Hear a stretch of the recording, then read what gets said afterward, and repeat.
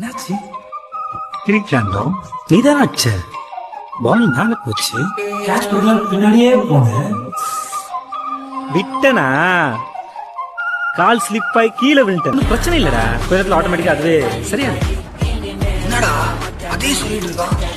വിജയ് സേതുപതിയുടെ ഈ ഒരു മൂവിയിൽ എക്കോ ലാലിയ എന്നുള്ള കണ്ടീഷനാണ്. അതായത് പറഞ്ഞ കാര്യം തന്നെ റിപ്പീറ്റ് ചെയ്ത് ഇങ്ങനെ പറഞ്ഞുകൊണ്ടിരിക്കുക.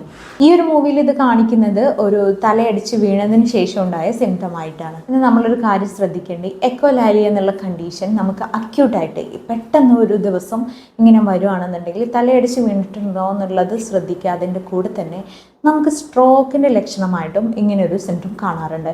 അതായത് ഒരു സംസാരം വ്യക്തമല്ലാത്തതോ അല്ലെങ്കിൽ പറഞ്ഞ സാധനം തന്നെ ഇങ്ങനെ പറഞ്ഞുകൊണ്ടിരിക്കുക, അല്ലെങ്കിൽ ചെറിയ കുഞ്ഞു മക്കൾ സംസാരിക്കുന്ന പോലെ എന്തൊക്കെയോ പിച്ചും പറയുന്ന രീതിയിൽ പറയുകയൊക്കെ ഒരാൾ പെട്ടെന്ന് ആ രീതിയിൽ മാറ്റം വരികയാണെന്നുണ്ടെങ്കിൽ ഇത്ര പെട്ടെന്ന് നിങ്ങളൊന്ന് ഹോസ്പിറ്റലിൽ എത്തിക്കണം.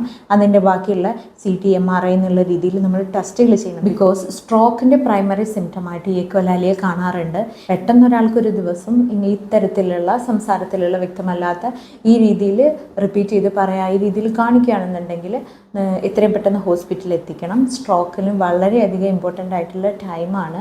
ഗോൾഡൻ അവറിൻ്റെ ഉള്ളിൽ തന്നെ എത്തിച്ചു കഴിഞ്ഞാൽ മേ ബി ഇത് സ്ട്രോക്ക് ആണെങ്കിൽ നമുക്ക് അയാളുടെ ബാക്കിയുള്ള ബുദ്ധിമുട്ടുകളിൽ നിന്ന് നമുക്ക് അയാളെ രക്ഷിക്കാൻ പറ്റും.